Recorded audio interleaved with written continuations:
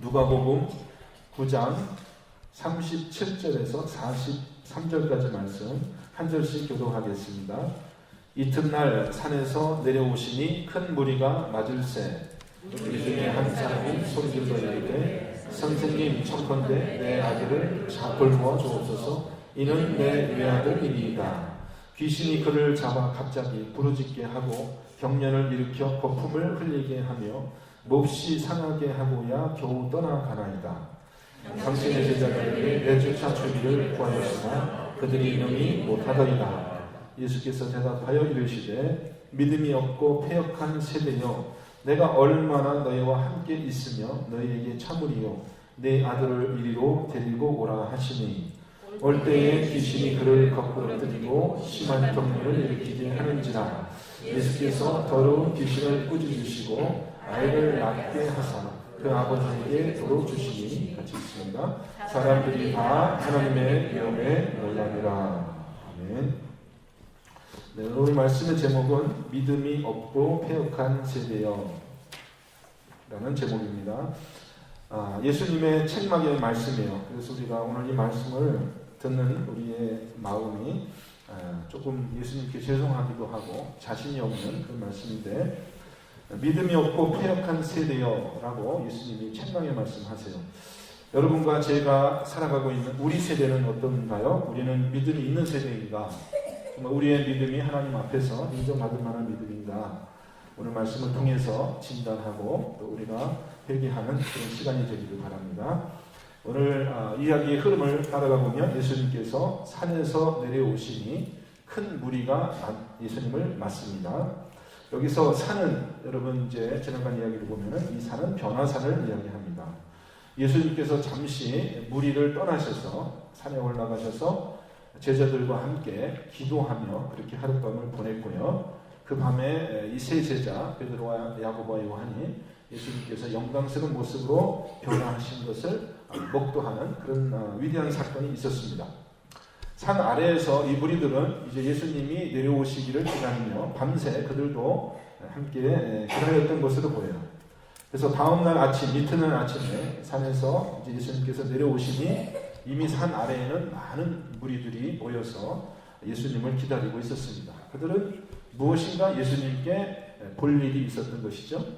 그 중에 한 사람이 이제 소리를 높여서 말합니다. 선생님, 청컨대 내 아들을 돌보아 주옵소서. 이는 내 외아들입니다. 그러면서 이제 아들의 병을 이야기하는데, 이 병의 증상이 여러분 이제 보시면은 그가 어떻게 돼요? 귀신이 그를 잡아 갑자기 부르짖게 하고 경련을 일으켜 거품을 흘리게 하고 몹시 상하게 하고야 겨우 떠나가나이다. 여러분 이 병의 증상을 보시면 여러분이 혹시 아는 병 중에 어떤 병하고 비슷해요? 예, 간질병. 예, 여러분 아시죠? 그래서 경련이 있고 거품이 나고, 저도 이제 그런 병을 가까이서 본 적이 있는데, 그런데 이 아이의 아버지는 그 병증을 물론 이제 마태복음에 보면은 간질이다라고 그렇게 얘기를 하고 있지만, 오늘 본문에서 보면은 이 아이는 이 병의 원인이, 이 아버지는 병의 원인이 귀신이다 이렇게 얘기를 하는 거예요. 그렇죠?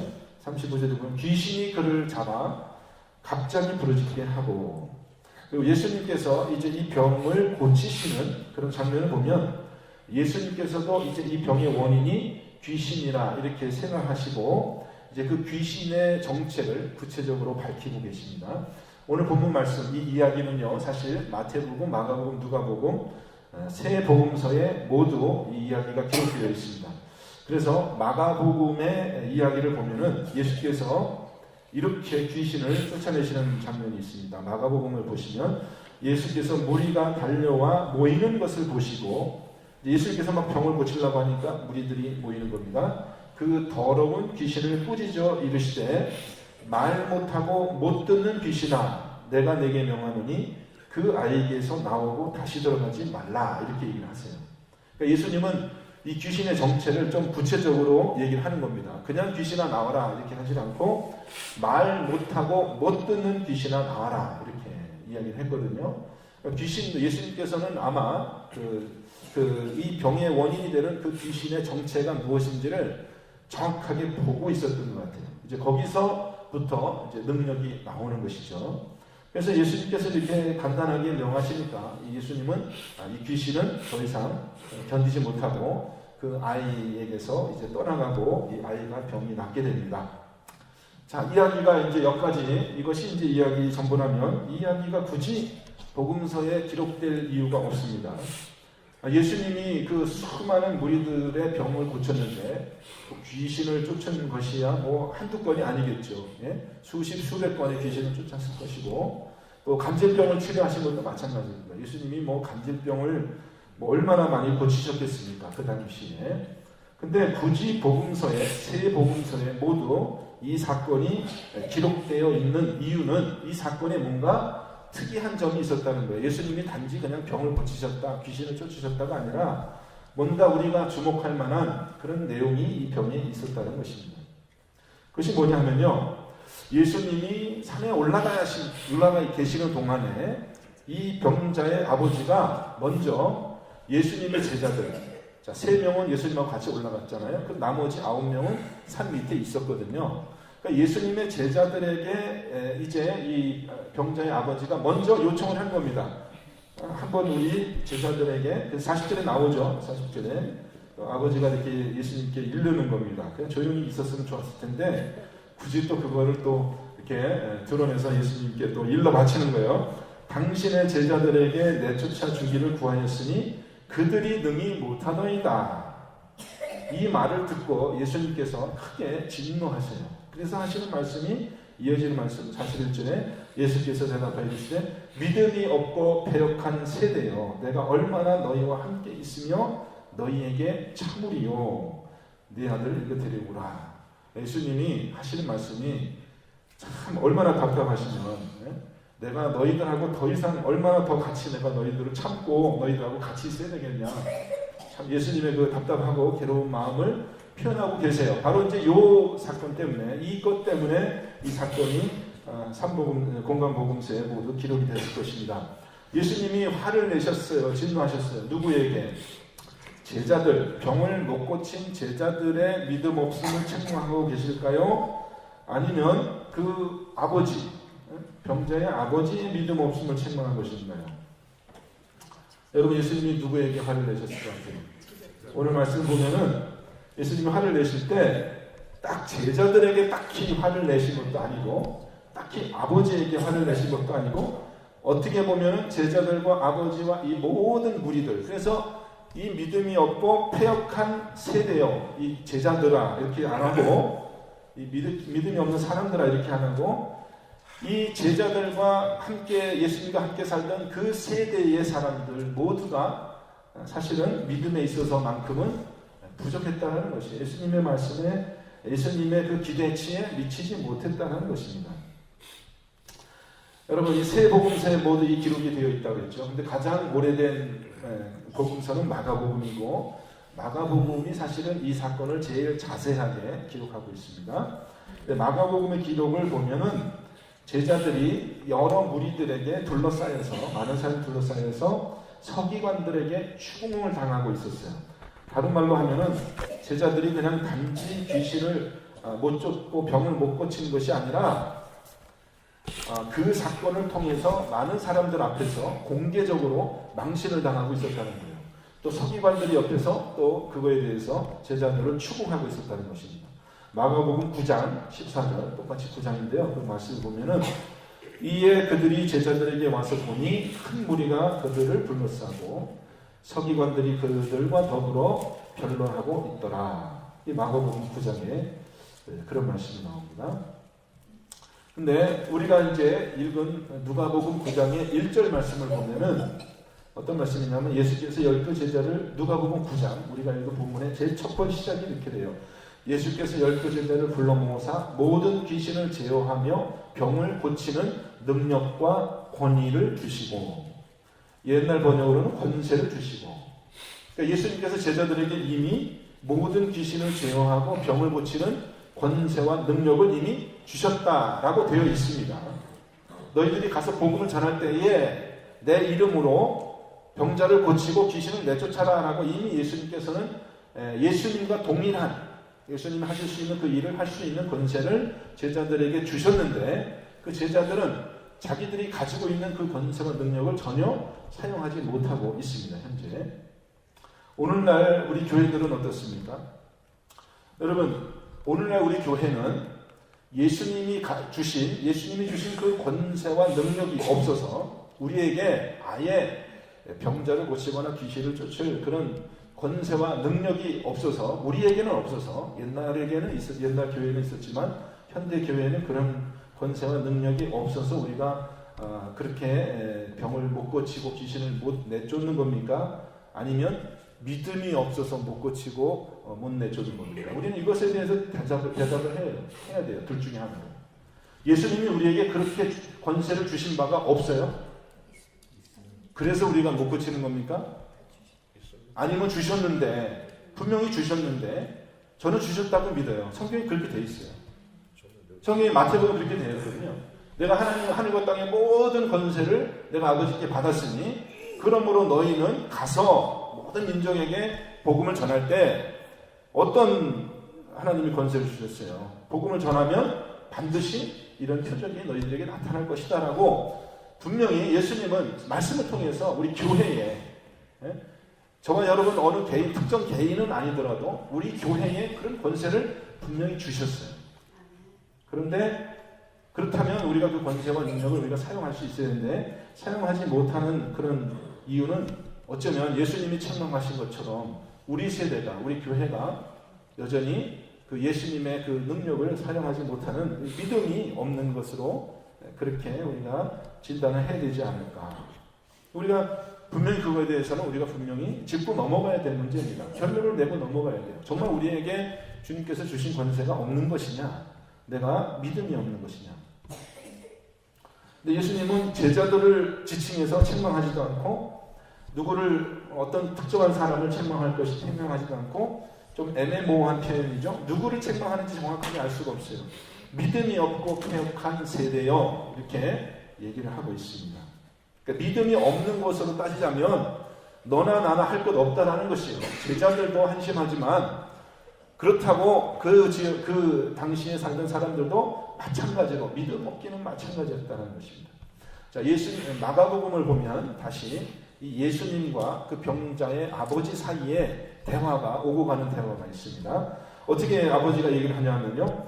귀신이 그를 죽이려고 불과 물에 자주 던졌나이다. 그러나 무엇을 하실 수 있거든 우리를 불쌍히 여기사 도와주옵소서. 이에 대해서 예수님께서 대답하시는 말씀이 할 수 있거든이 무슨 말이냐. 믿는 자에게는 능하지 못할 일이 없느니라. 할 수 있거든이 무슨 말이냐. 할 수 있거든이. 자, 이 병자의 아버지에게는 예수님이 자기 아들을 반드시 고칠 것이라는 그런 믿음이 있었어요? 없었어요? 반쯤 있었을 것 같아요. 반쯤. 고칠 수도 있지만 못 고칠 수도 있으니까 할 수 있으면 한번 해보십시오. 이 정도의 믿음인 것 같아요. 근데 예수님께서는 믿는 자에게는 제가 말씀 그대로 읽어드리겠습니다. 능히 하지 못할 일이 없느니라. 이렇게 되어 있습니다. 믿는 자에게는 능히 하지 못할 일이 없느니라. 여러분 이 말씀을 믿으십니까? 믿는 자에게는 능히 하지 못할 일이 없느니라. 예수님의 말씀이에요. 제가 여러분에게 억지로 하는 말씀이 아니라 억지로 그렇게 믿으라고 하는 게 아니라 예수님이 그렇게 말씀하셨다는 거예요. 그럼 여기서 여러분 믿는 자라고 했을 때 믿는다고 하는 것은 도대체 뭐를 믿는 것일까요? 기적이 일어날 것, 병이 반드시 고쳐질 것을 믿는 것을 말합니까? 아니면은 예수 그리스도를 믿는 믿음을 말합니까? 여기서 말하는 믿음이 무엇일까요? 믿는 자에게는 능히 하지 못할 일이 없다 이렇게 말씀하셨거든요. 그러면 이적이 생겨나고 병이 고쳐질 것을 믿는 믿음을 얘기합니까? 아니면 예수 그리스도를 믿는 믿음을 얘기합니까? 어떤 믿음이에요? 네, 여러분이 잘 아시네요. 이 믿음은요, 이 병이 꼭 고쳐질 것을 믿는 그 믿음이 아니에요. 그걸 얘기하는 게 아니에요. 이 믿음은 예수 그리스도를 믿는 그 믿음을 얘기하는 거예요. 예수님을 믿는 자에게는 능히 하지 못할 일이 없다라는 것이죠. 마가복음 16장 16절, 17절. 마가복음 16장 16절, 17절이 마가복음의 제일 끝에요. 이렇게 되어 있습니다. 믿고 침례를 받는 사람은 구원을 얻을 것이요 믿지 않는 사람은 정죄를 받으리라. 믿는 자들에게는 뭘 믿는 겁니까? 뭘 믿는 거예요? 예수 그리스도를 믿는 자들에게는 이런 표적이 따르리니 곧 그들이 내 이름으로 귀신을 쫓아내며 새 방언을 말하며 이렇게 돼 있어요. 예수를 믿는 믿음이 있는 자들에게는 이런 일들이 생겨날 것이다 라는 것입니다. 그러니까 우리가 뭘 믿는 것이냐? 예수 없이 기적을 믿는 것이 아니라 우리는 예수를 믿는 그 믿음으로 말미암아서 이런 표징들이 나타나게 되어 있다는 것입니다. 그럼 여러분, 예수님을 믿는 그 믿음과 이런 표징이 나타나는 것하고는 서로 인과관계가 있는 거예요. 그죠? 예수를 믿으면 이런 결과가 나타나야 되는 것이고, 이런 결과가 안 나타난다는 것은 뭐예요? 그것이 믿음이 없는 결과인데, 무슨 믿음이냐? 예수 그리스도를 믿는 믿음이 없는 결과라는 거예요. 거기서 예수님의 탄식이 있는 것입니다. 이 믿음이 없고 폐역한 세대요라는 예수님의 탄식이 거기서 나타나는 거예요. 병을 못 고친 것을 책망하는 게 아닙니다. 병을 못 고친 것을 책망하는 게 아니에요. 그것이 무엇을 증거하는 거예요? 그 믿음이 없는 것을 나타내기 때문에. 그렇기 때문에 그런 책망이 드는 거죠. 그러면 여러분, 우리가 동일하게 그런 질문을 우리가 해야 되는 것입니다. 우리가 사는 세대, 저와 여러분이 사는 이 세대는 이 말씀에 따르면 믿음이 있는 세대예요, 믿음이 없는 세대예요. 우리가 예수님께 정말 인정받을 만한 믿음이 우리에게 있습니까? 아니면 여전히 우리 세대도 예수님께 이런 책망을 들어야 되는 그런 못 미친 믿음의 그런 세대입니까? 우리 세대가 이것을 저와 여러분이 판단을 해야 되겠죠. 뭐 누구 개인을 지칭해서 얘기하는 것이 아니라 우리 개인의 신앙뿐만 아니라 우리 선교교회의 신앙, 또 우리 한국 교회의 신앙을 봤을 때 정말 과거에 비해서 우리 세대가 더 하나님의 권세와 능력이 잘 나타나고 있습니까? 아니면 그렇지 않습니까? 그런 것을 우리가 솔직한 마음으로 우리가 진단하고 정말 이 예수님의 그 말씀을 오늘 우리의 마음속에 좀 새겨야 될 그런 세대가 아닌가 생각을 합니다. 자, 예수님께서 지금 이 세대를 책망했을 때 이 믿음이 없고 폐역한 세대요 이렇게 되어 있는데요. 많은 우리 한글 성경 번역에서는 이렇게 번역을 하고 있습니다. 제가 새 번역으로 먼저 읽어드리겠는데 이렇게 되어 있어요. 예수께서 대답하셨다. 이 믿음이 없고 삐뚤어진 세대여, 내가 언제까지 너희와 함께 있어야 하며 너희를 참아 주어야 하겠느냐.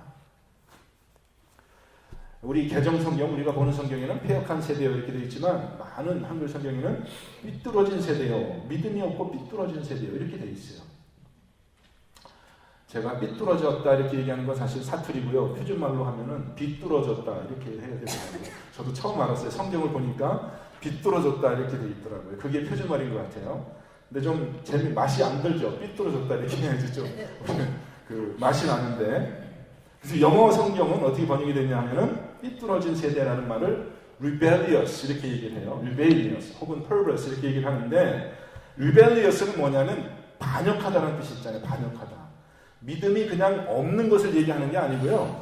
믿음에 대항하는 그런 세대라는 거예요. 단순히 그냥 믿음이 수동적으로 나는 믿음이 없습니다 이게 아니라 믿지 않으려고 하는 삐뚤어진 마음으로 지금 이렇게 너희들이 있다는 것입니다. 거슬리다 그런 뜻이에요. 거슬리다, 반역하다. 그래서 마가복음에는 이렇게 우리 죄송합니다. 제가 자꾸 이제 누가복음 오늘 본문인데 똑같은 얘기가 마가복음에 있어서 마가복음 이야기를 자주 할 수밖에 없습니다. 마가복음에는 이 사건의 결론이 어떻게 되냐면은 아마도 이제 이 병자의 아버지가 예수님이 자기 아들의 병을 고쳐줬으니까 감사한 마음으로 이제 제자들하고 이제 예수님을 자기 집으로 초대해요. 그러니까 집으로 들어갔어요. 집으로 들어가니까 이 제자들이 조용히 나와가지고 조용히 예수님께 와서 묻는 말이 있습니다. 뭐라고 묻냐 하면은 집에 들어가시면 제자들이 조용히 묻자오되 우리는 어찌하여 능히 그 귀신을 쫓아내지 못하였나이까. 여러분 제자들의 이 형편을 보십시오. 제자들이 사람들 많은 데서 예수님 어떻게 우리는 왜 못 쫓아요 이렇게 공개적으로 물을 수는 없죠. 집에 들어가서 조용하게 예수님 우리는 왜 못 찾았어요 이렇게 머리를 극적극적거리면서 우리는 왜 귀신을 못 쫓아냈어요? 예수님께서 이르시되 기도 외에 다른 것으로는 이런 종류가 나갈 수 없느니라. 네. 무엇이 삐뚤어져 있는 거예요? 뭐가 잘못되어 있는 거예요? 기도하지 않았다는 것이고 기도의 능력을 믿지 않았다는 겁니다. 기도의 능력을 믿지 않은 거예요. 예수님은 자기들에게 이미 모든 권세와 능력을 주셨다고 했잖아요. 귀신을 제어하고 병을 낫게 할 수 있는 모든 권세와 능력을 주셨는데 전혀 그것에 대한 믿음이 없었다는 거예요. 여러분, 우리가 기도하면 하나님이 들어주신다는 것을 우리가 믿는다면, 그런 믿음이 우리에게 있다면 기도하겠습니까? 안 하겠습니까? 당연히 하겠죠. 아니, 하나님은 우리의 기도를 들어주시는 걸 믿는데 왜 그걸 기도 안 하겠어요? 모든 일에 기도할 겁니다. 범사에 기도할 것 같아요. 그죠? 그걸 믿는다면. 예수님은 그렇게 기도하신 분이고 또 그런 기도의 능력을 제자들에게 주셨는데 이 제자들의 믿음이 비뚤어져 있어가지고 그 능력을 믿지 않는 정도가 아니라 그 능력을 아예 거슬러 그렇게 행동했다는 것입니다. 믿음이라는 것은 아까 얘기했죠. 병이 날 것을 믿습니다. 이게 믿음이 아니고 믿음은 예수 그리스도가 우리와 함께 하시는 것을 믿는 거예요. 예수님을 믿는 거예요. 그러니까 살아계신 그 예수님이 지금 나와 함께 계시다라는 그 교통함이 있잖아요. 살아계신 예수님과의 교통함, 그것이 믿음인데 그것이 단절되어 있는 거예요. 예수님이 안 계신 거예요. 다른 말로 하면. 예수님이 여기 계시면 우리가 어떻게 예수님을 예배하겠습니까? 예수님이 지금 여기 계시다면요. 제가 여러분 눈에 이렇게 보이는 것처럼 분명하게 예수님이 지금 우리 앞에 계시다면 우리는 어떻게 기도하고 어떻게 우리는 사역을 할 것 같아요? 예수님이 여기 계시다면, 영광스러운 예수님이 계시다면. 근데 이 제자들은 자기 눈앞에 예수님이 계셨는데도 불구하고 그런 믿음이 없었던 거예요. 예수님하고 교통하지 못하는 거예요. 그래서 이것이 예수님께서 책망하신 그런 믿음 없음입니다. 그래서 나중에 이 아버지가 기도하잖아요. 이 아이 아버지가 뭐라고 기도하냐면은, 야, 할 수 있거든이 무슨 말이냐? 믿는 자에게는 능히 하지 못할 일이 없다. 그러니까는 이 아버지가 소리질러서 하는 말이, 내가 믿나이다. 나의 믿음 없는 것을 도와주소서. 참 엉뚱한 얘기죠. 내가 믿나이다. 그리고서는 믿습니다. 그러고서 나의 믿음 없음을 도와주세요. 이게 뭐예요? 지금 정신이 없는 거예요. 지금 정신이 없는 거예요. 예수님의 책망의 말을 들으니까 앞뒤가 맞지 않잖아요. 앞뒤가. 내가 믿나이다. 나의 믿음 없음을 도와주시오. 믿고 싶습니다가 아니라. 그러니까 이게 사실은 정확한 표현이에요. 근데 정확한 표현이에요. 이게 저와 여러분들의 기도가 되기를 바랍니다. 네. 우리 일단 믿음을 고백하잖아요. 믿음을 고백하는데 우리의 믿음이 부족한 점이 있어요. 뭔가 모르게 하나님의 그 은혜에 미치지 못하는 그런 부분이 있어요. 그래서 저와 여러분이 이렇게 좀 기도했으면 좋겠습니다. 우리의 삐뚤어진 심령을 고치는 기도입니다. 여러분 한번 따라해 보시기 바랍니다. 내가 믿나이다. 나의 믿음 없는 것을 도와주소서. 우리는 믿음이 없기 때문에 기도하는 것은 아닙니다. 우리는 믿습니다. 믿기 때문에 기도하는 거예요. 그죠? 그렇지만은 우리의 믿음이 연약해서 우리가 아무리 핑계를 대도, 참 그럴듯한 핑계를 대도 사실 우리의 믿음은 부족하고 예수님께 책망을 들을 만한 요소가 있어요. 그렇잖아요. 우리가 남을 변화시키지 못할지라도 정말 기도하여서 내 인품, 내 성격과 나의 삶 속에 하나님의 역사하심과 변화하심 분명히 나타나야 되는데 우리가 믿음으로 끈기 있게 기도하지 않는 그런 잘못이 우리에게 있잖아요. 그래서 우리가 회개하는 마음으로 정말 기도했으면 좋겠고요. 정말 우리 교회가 또 이 세대가 예수님의 이런 책망을 듣는 세대가 아니라 예수님의 칭찬을 듣는 그런 믿음이 충만한 교회, 또 여러분 성도님들 되시기를 주님의 이름으로 축원드립니다. 이 시간 우리가 같이 기도할 때 정말 이렇게 기도했으면 좋겠습니다. 주님, 내가 믿나이다. 나의 믿음 없는 것을 고쳐주소서. 나의 비뚤어진 마음을 고쳐주소서. 이렇게 한번 말씀을 붙잡고 기도했으면 좋겠습니다. 우리 같이 주여